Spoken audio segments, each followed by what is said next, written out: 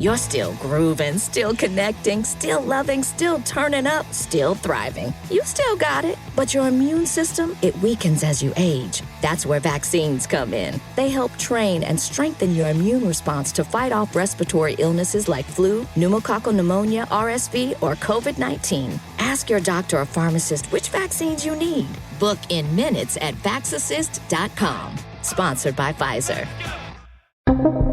What secrets lie beneath the surface of a seemingly perfect romance? In Marietta, Georgia, a mother of 4 begins a new relationship that feels like a fairy tale come to life. Love had suddenly found her. However, just as quickly as her heart soars, the story takes a dark twist when calls to her go unanswered, and an unsettling mystery begins to unravel. What happens when love becomes fatal? This is the Fatal Attraction Podcast with a cryptic call.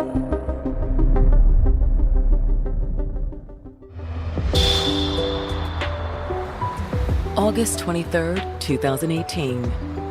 It's a warm summer night in Marietta, Georgia, one of Atlanta's oldest and most charming suburbs, steeped in centuries of history and culture. Marietta is a picturesque, southern, small-town, comfortable community in Atlanta. Just good schools, nice area to raise a family. But being so close to the big city, Marietta residents also deal with their fair share of crime. It's a very busy urban area. Lots of people passing through, lots of traffic, high crime. And tonight is no exception. On August 23rd of 2018 at around 3:03 in the morning, officers got a 911 phone call. Now, this is a kind of cryptic call. What is your emergency? Yeah, I need some squad. I need He's saying that he wants the police to do a welfare check on Ziana Graham. Ziana Graham was a local resident, a mother of 4. The 911 caller was saying she hadn't been answering any of his phone calls. What do you need us to do for you? I need you to come and evaluate the situation. He didn't want to give his name, but he was definitely concerned.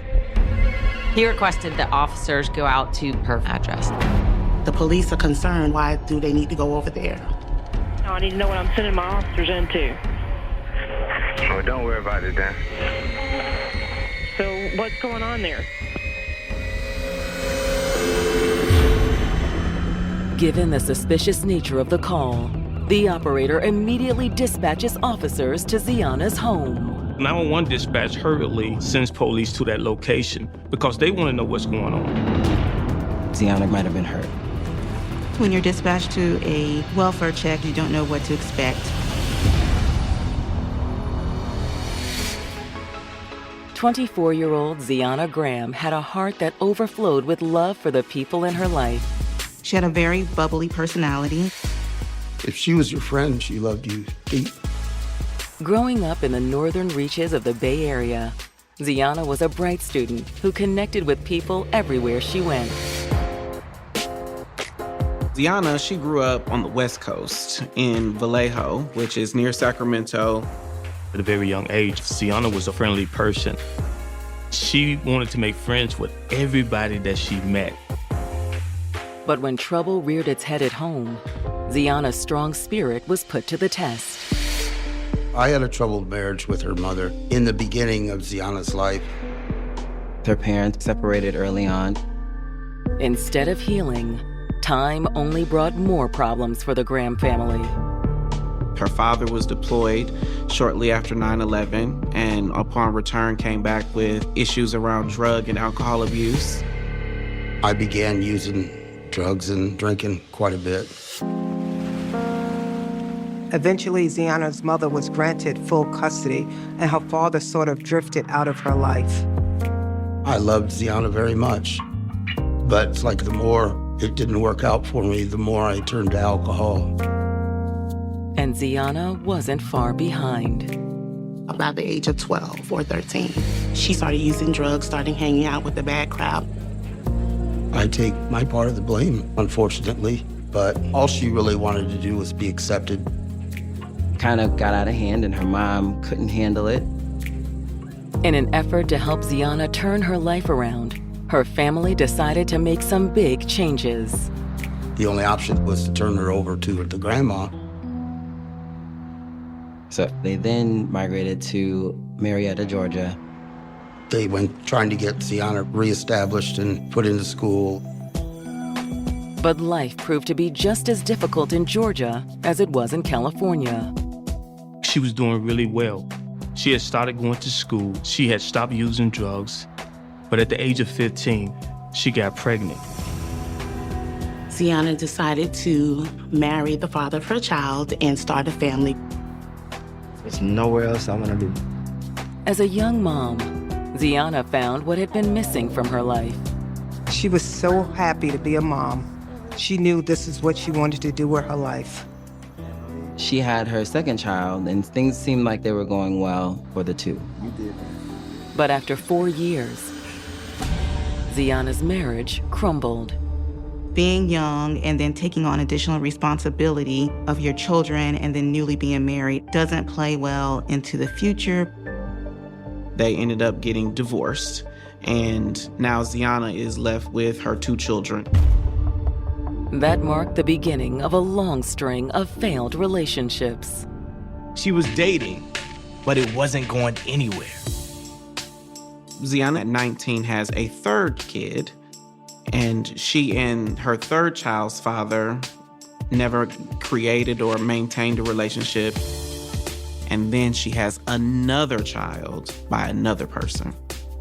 So by the time she's 24, she has 4 children. As a single mom with 4 kids, life could be difficult. Life was very stressful for her. She's wondering, where do I turn for some relief? Just as she was on the verge of hitting her breaking point, Ziana met someone new. In the wake of all of that, she meets Chris Scarborough. They actually met during Ziana's first day at her new job. You gotta get it up here against the wall. No paint, no paint drip. Ziana worked for Christopher, helping him paint. I'll be a pro in no time, thanks to you. Chris is from Raleigh, North Carolina, and had been living with his mother in Ackworth, which is maybe 20 minutes away. Ziana and him hit it off. He's a tall, dark, handsome man. He's older, more mature, and all of those things were appealing to Ziana. Before long, their friendship blossomed into something more. Their work relationship transitions to a more loving relationship. Chris felt as if he wanted to be a part of not only Ziana's life, but now her 4 kids' life. They're gonna love you. I already know. Ziana knew she'd finally found what she was looking for. She was just excited about what the relationship was going to bring. But now, Marietta police are racing to Ziana's home after receiving a cryptic 911 call from an unknown source. An anonymous call comes into 911 referencing a welfare check needing to be done at the residence. When the police arrive, they knock on the door, and Ziana's grandmother answers. Yes. Yes, ma'am. We're here to check on Ziana Graham. Is she here? The grandmother was confused. She says Ziana is fine. She's asleep in her room. Officers think it may be a prank call. And we're sorry to bother you this late. Have a nice night. Good night. But as the police drive away, Ziana's grandmother gets a bad feeling. She decides that she's gonna go check on Ziana. Nothing could have prepared her for what she saw. Oh, God. She found her granddaughter deceased on the ground. Ziana! It's a roller coaster of unexpected twists and a tragic turn as we unravel the truth. Stay with us as we get to the heart of the mystery. This is the Fatal Attraction Podcast.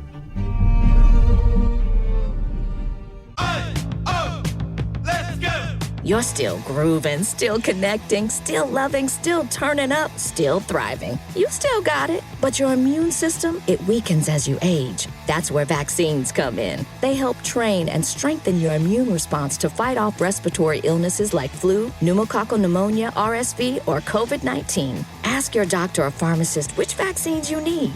Book in minutes at vaxassist.com. Sponsored by Pfizer.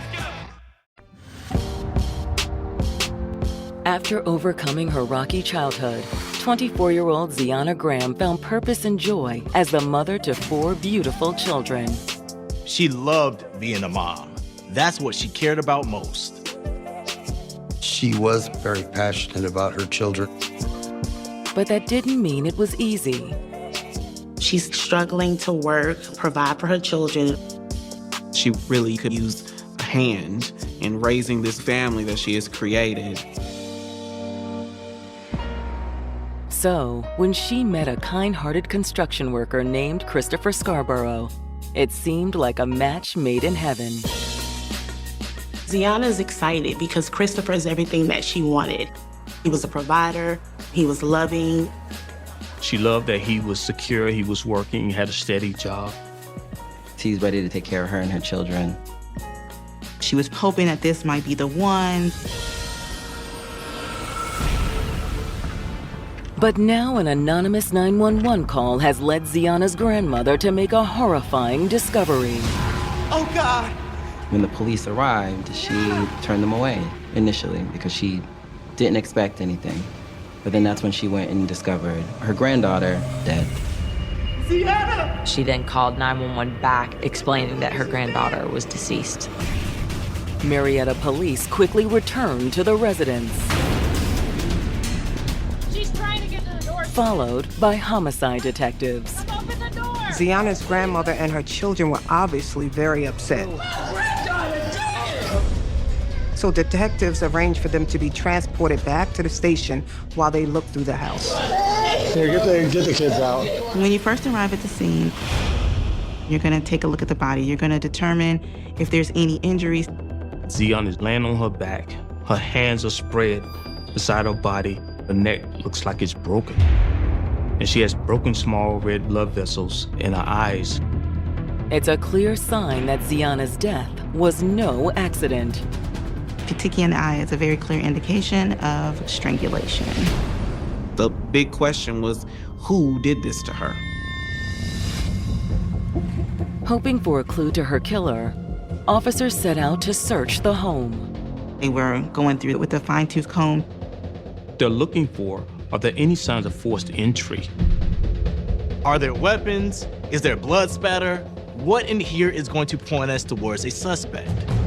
While they don't turn up any hard evidence, the investigators are able to eliminate at least one theory. There was no signs of theft or any indication that someone wanted to break into the home. By all indications, this wasn't a random attack. This was targeted. But who would want to kill a doting mother like Ziana? Police start recalling back to this very curious anonymous tip for a welfare check. They didn't want to give any identifying information. Could the man who called 911 also be the monster who took Ziana's life? Thank you, sir. There you go. So they requested a trace on that mysterious 911 call to try to figure out who that was that called in for this welfare check. While they wait for the results, detectives head to the station to speak to Ziana's family. They want to talk to those who were in the house, including the children. But due to this traumatic experience, it may be hard to get them to say anything. Instead, they focus their attention on Ziana's grandmother. I know this is gonna be hard, but I gotta ask you a few questions. Of course. She's frantic and she's confused. She's trying to make sense of all these crazy events that just happened in her own home. Can you think of anyone that may have wanted to hurt Ziana? No, I just can't understand it. She doesn't know who could have done this to Ziana. her granddaughter who never met a stranger, who was everyone's friend, who always was pleasant, who always was full of life. Why would anybody want to do anything to her? Was there anyone new in Ziana's life? Not that I know of. Unless you mean Christopher. She explained that she was dating a Christopher Scarborough. She told them that he was a construction worker. He helped around the house and did little small, tighter things. She felt that he was a great guy. He was nice to her, the children, and Ziana. There's probably something I should tell you. Even though grandmother thought Christopher was great, there's a concern. She revealed that Christopher had just gotten out of jail. More questions are being answered, and more truth is being revealed. Stay tuned for more of the Fatal Attraction Podcast. Hey, true crime listeners, we'd like to introduce you to something new from TV One and the Urban One Podcast Network. Explore the mesmerizing tales of women turned supervillains arrested for crimes all in the name of love. What links would you go to for love? Let's listen to TV One's For My Man podcast.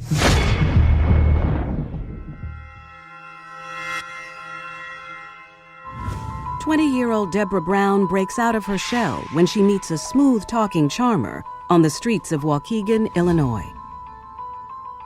She was hoping to be loved and willing to make such a huge sacrifice for that.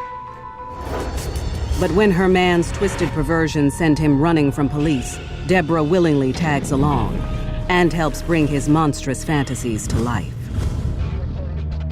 The horror and the trail of terror that they left behind left a cloud over communities. Alton and Deborah were as evil as any couple could be. See what lengths some women would go for love.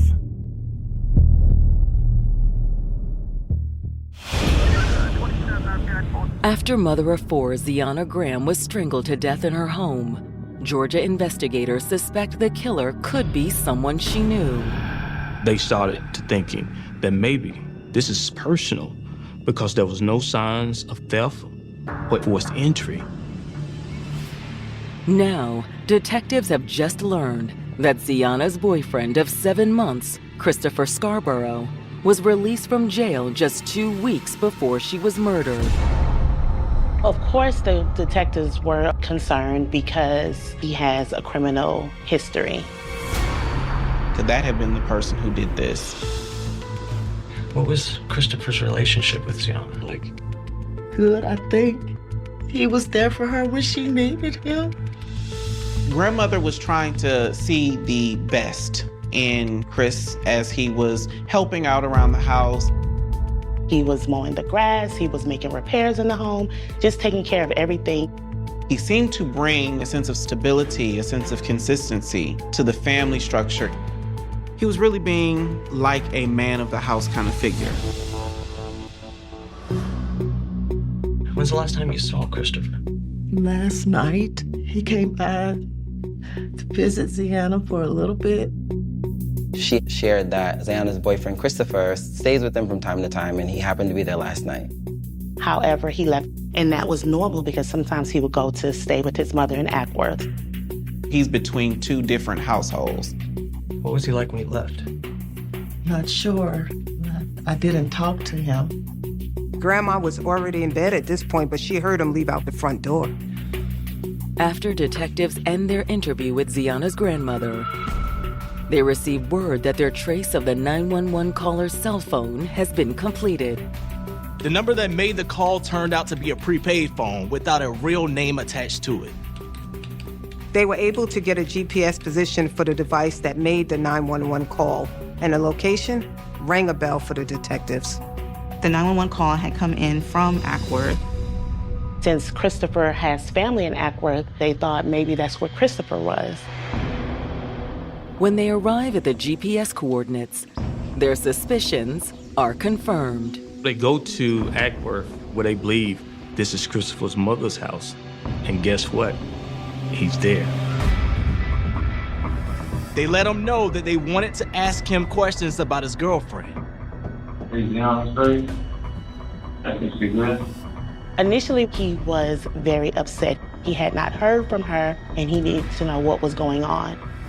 So what's she at? What's Ziana? He stated that he was trying to contact her. She wasn't answering the phone, so he became worried about her. When the investigators break the news that his girlfriend is dead, Christopher seems stunned. Chris was genuinely shocked to find out that Ziana was gone. They had this opportunity to ask him as many questions as they need because he is being so willing and cooperative. How's your relationship with Miss Grant? Good? He said he loves Ziana and her kids.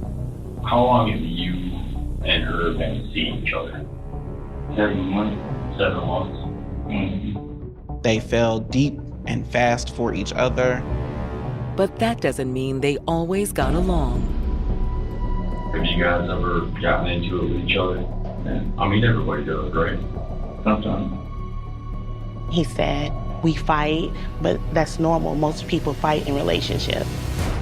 And the night before Ziana was found dead was no exception.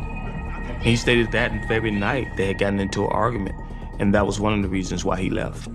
Detectives asked, what were you arguing about? No, you would act like this! He stated that she was constantly picking a fight with him.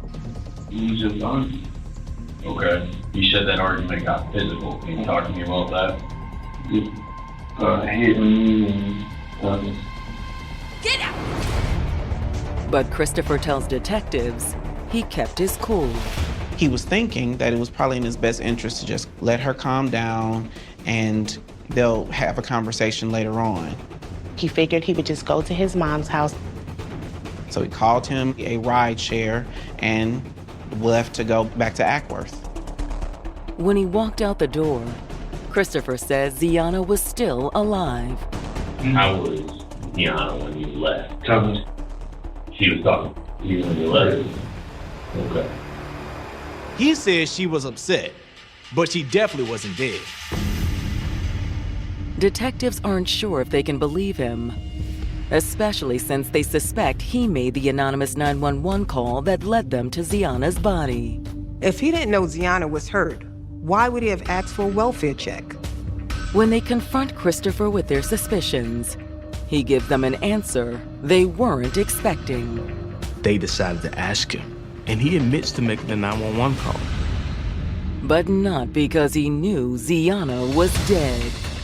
Christopher said Ziana had relapsed. He said she was out of control. After he left, she stopped answering the phone. He was concerned, and he needed to know what was going on. He thought she might have overdosed.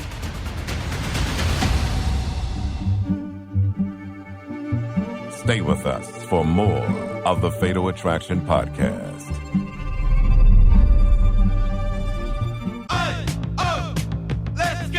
You're still grooving, still connecting, still loving, still turning up, still thriving. You still got it, but your immune system, it weakens as you age. That's where vaccines come in. They help train and strengthen your immune response to fight off respiratory illnesses like flu, pneumococcal pneumonia, RSV, or COVID-19. Ask your doctor or pharmacist which vaccines you need. Book in minutes at vaxassist.com. Sponsored by Pfizer. Georgia construction worker Christopher Scarborough has admitted to fighting with his girlfriend, Ziana Graham, just a few hours before she was found dead in her home. We were just arguing. But he insists he didn't kill her. When he left the house, he reported she was alive and well. Christopher claims there was another reason why he asked police to perform a welfare check on his girlfriend that night. According to him, Ziana had started using drugs again. He stated that she was out of her mind, going crazy. Once he left the house, she wasn't taking his calls or answering his texts, so he thought she might have OD'd or something bad might have happened. You wanted somebody to go check on her to make sure she was okay? Yeah. He said he was trying to help. He didn't want Ziana to find out he called the police on her, so that's why he said he refused to give his name to the 911 operator. The information that Ziana had a drug problem comes as a surprise to detectives. That opened a lot of new avenues for the investigation. Was this a drug deal that went bad? Has Ziana reached out to some unknown third party while she was under the influence? The investigators are now thinking several different outcomes could have resulted in Ziana being strangled. On top of that, Christopher Story appears to check out. Chris, is your mother home? Yeah. Whoa! The officers look into his alibi. Police follow up with his mom, and she does confirm that he did stay with her the night before. Thank you so much. You're welcome. Thanks. Have a good day. Let's get his phone records and subpoena the rideshare company. Right. They contact Uber, and they confirm that Christopher did leave Ziana's house that night. The investigators thought he's told us what seems to be the truth. With their sole suspect cut loose, the detectives start exploring other possibilities.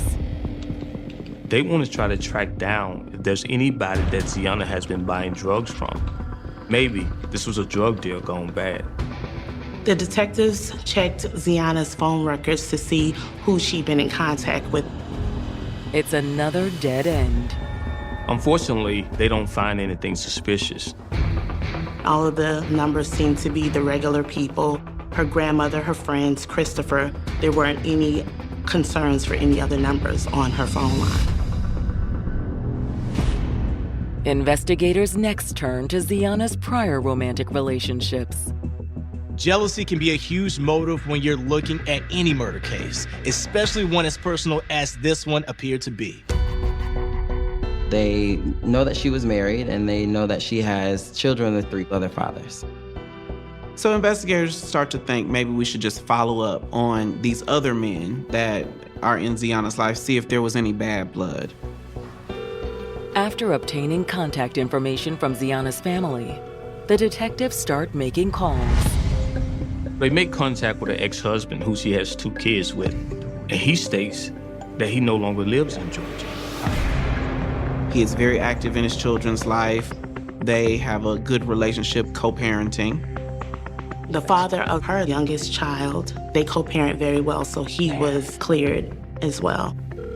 One of the fathers, on the other hand, they really don't have a great relationship. He's not around. Maybe he's had something to do with this. But when the detectives speak to him, they realize it's another false lead. Turns out he has a really good alibi. He was at work, alibi confirmed, and so he obviously could not have done this. It's one more frustrating setback in an investigation that seems to be going nowhere. The fathers of her children are all accounted for. There was no evidence of a drug crime either, at least as far as the police could tell. They don't know where to go at this point. They were back to square one.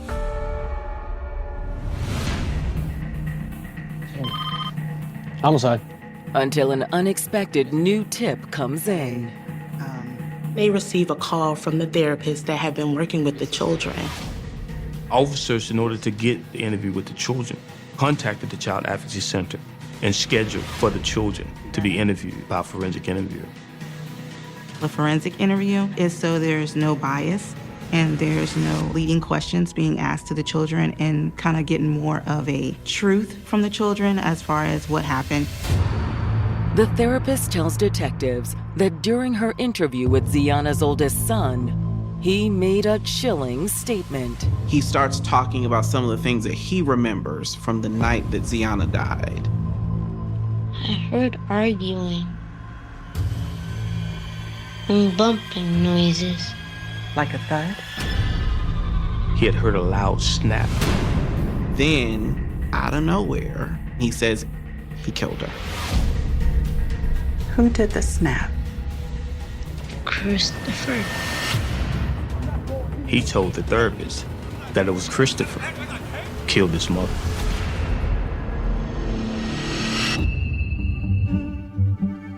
More questions are being answered, and more truth is being revealed. Stay tuned for more of the Fatal Attraction Podcast.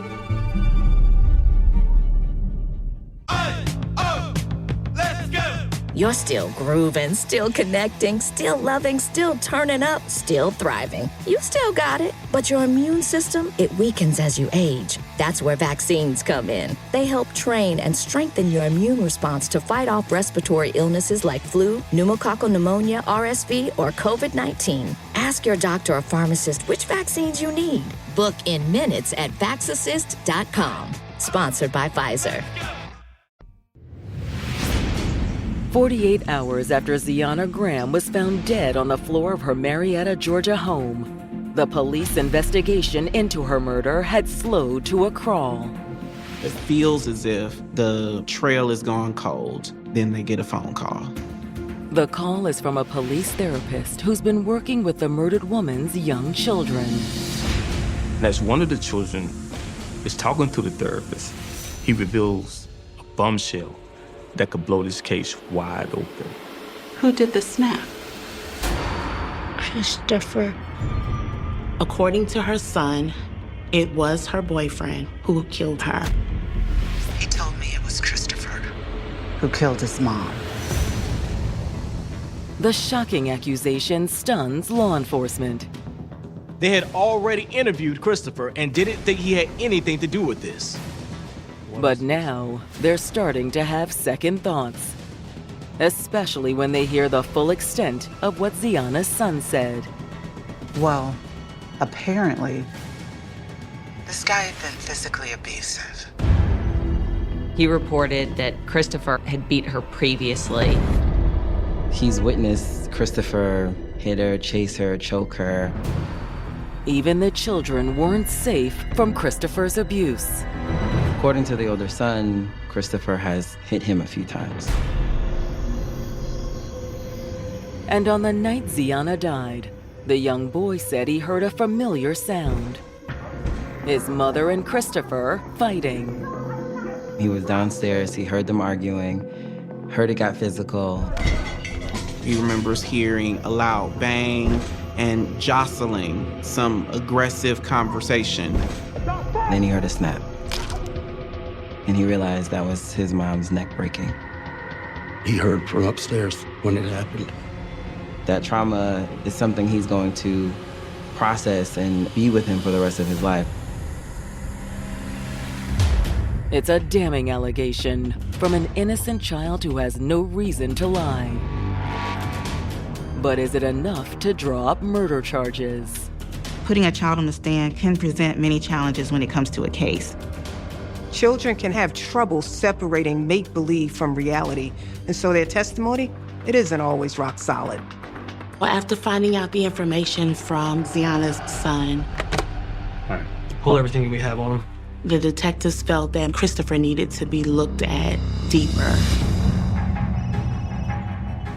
While Christopher's abuse had slipped past Ziana's grandmother, conversations with other family members revealed they had long suspected something was wrong in the couple's relationship.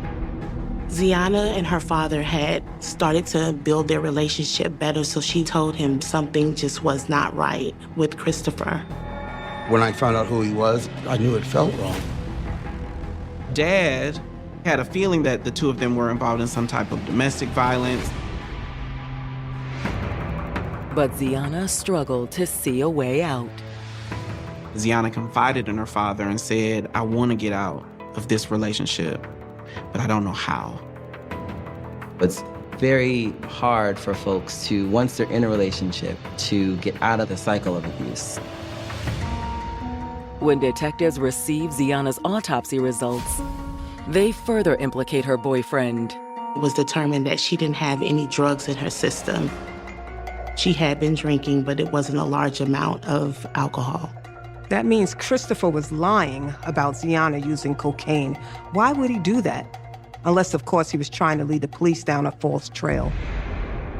At this point, they're definitely sure that it's him. But what had pushed Christopher past the point of no return? What set him off? Did Ziana finally tell him she was leaving him? The investigators have a whole lot of new questions that need to be answered. To their surprise, Christopher freely agrees to come in for a follow-up interview.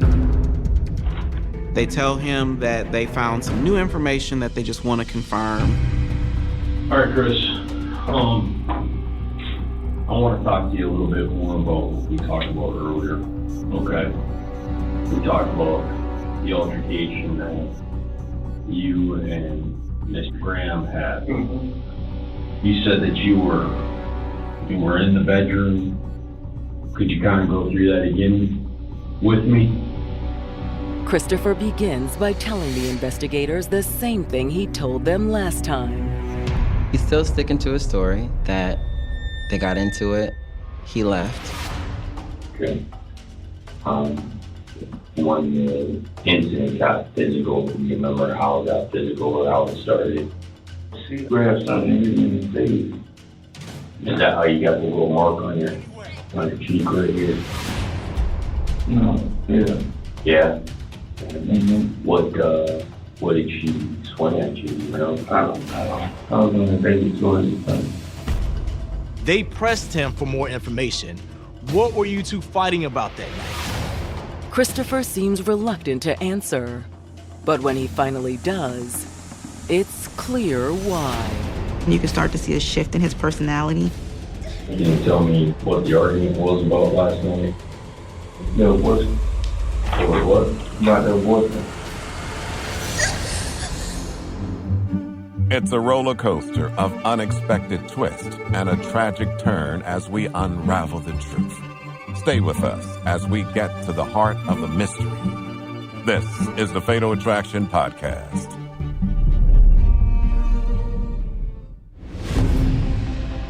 As evidence piled up against him, Christopher Scarborough continued to claim innocence in the murder of his 24-year-old girlfriend, Ziana Graham.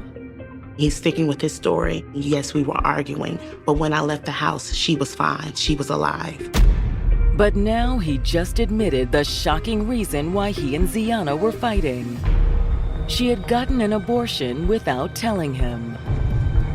Mr. Scarborough and Ziana had started dating approximately 7 months prior to this incident. While they were together, Ziana got pregnant. Christopher was very excited about the pregnancy. It would have been his first biological child. But instead of celebrating new life, Christopher found himself mourning what could have been. Ziana told him that she had lost a baby. He said it was a miscarriage. A miscarriage. He soon learned that was a lie. He had gotten a Facebook message from someone very close to Ziana. Somehow Ziana got an abortion. That's how he found out that it was an abortion and not a miscarriage. And that's what triggered him. You said that you guys got in this argument. Yeah. And then it was over the incident with her, with the abortion incident, right? Yeah. He said he may have overreacted. I can't believe you went behind my back. I didn't go behind your back. Yes, you did. I did what was best for me. He was really, really upset about this. But he insists he didn't kill Ziana until detectives start to roll out the evidence against him. They hit him with the abuse and the statement from Ziana's oldest son. They said, Christopher, we know you've done this. You need to come clean. When you left there, she wasn't talking to you. And you know that. You knew it all along. I just need to know what happened. I know that you grabbed her on the neck. I know that. Can you tell me what happened after that?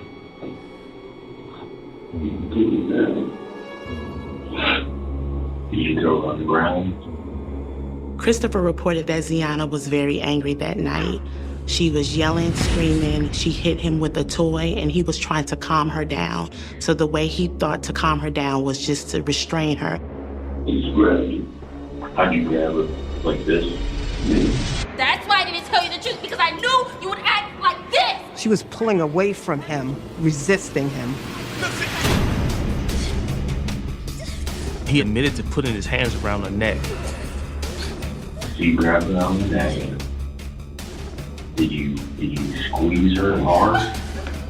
Do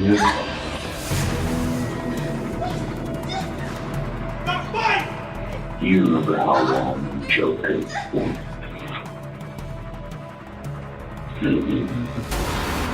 Christopher began to cry, and he did admit that he strangled Ziana until he heard her neck break. He said that he recognized that she was dead, lying on the floor, before he left the house and went to his mother's.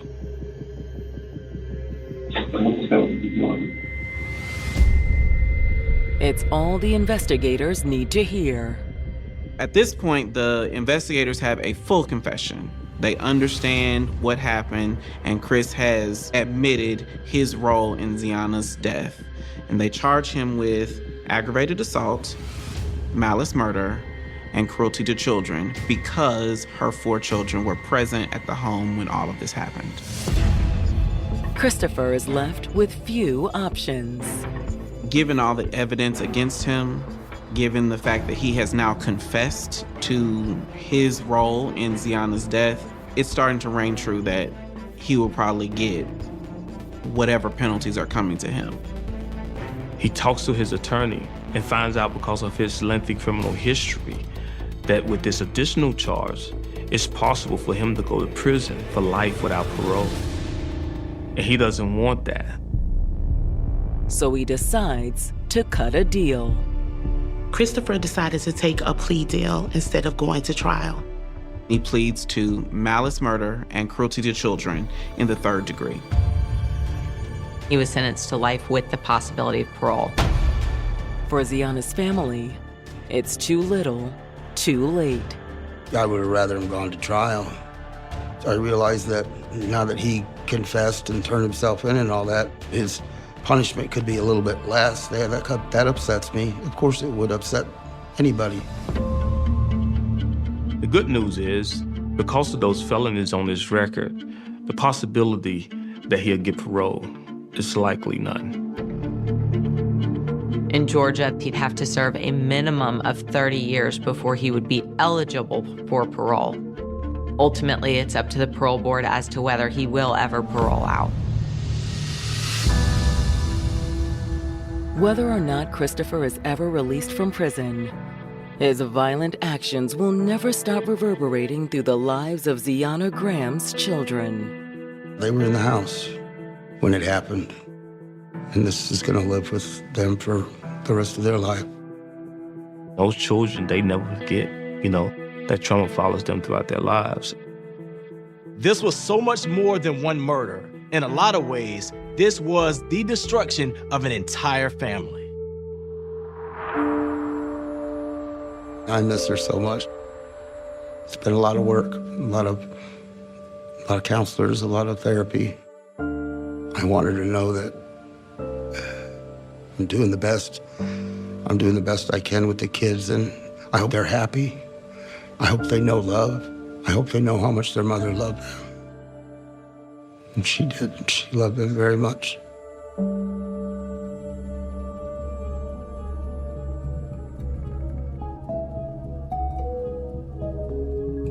In a tangled web of secrets, lies, anger, and fear, the truth about what happened to Ziana Graham remained hidden for far too long. Following the investigation, detectives ultimately peeled back the layers to reveal a heartbreaking tragedy, shattering a family and leaving a profound void for her children and loved ones. What should have been a loving relationship turned into a source of pain. Ziana's loss serves as a powerful reminder that love should never cause harm. She will be deeply missed and cherished by all who loved her.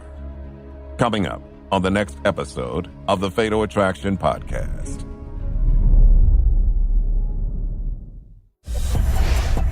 He was an ambitious young man who found his perfect match. They both wanted to do big things in life. They were very serious and devoted. My brother loved her. That was his girl. But their love story will have a tragic end. In Prince George County, Virginia, it's Labor Day, and families and friends are enjoying the day at a local truck stop. Many are relaxing and taking in the pleasant weather when suddenly gunshots ring out, leaving a young man fighting for his life and family devastated. Was this merely a case of being in the wrong place at the wrong time, or was there something more sinister at play? Tune in to the next episode of the Fatal Attraction Podcast. We will see you in the next episode.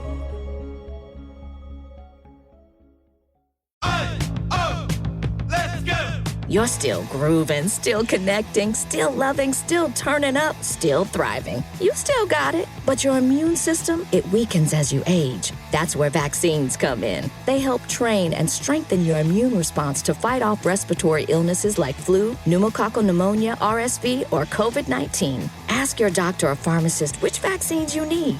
Book in minutes at vaxassist.com. Sponsored by Pfizer.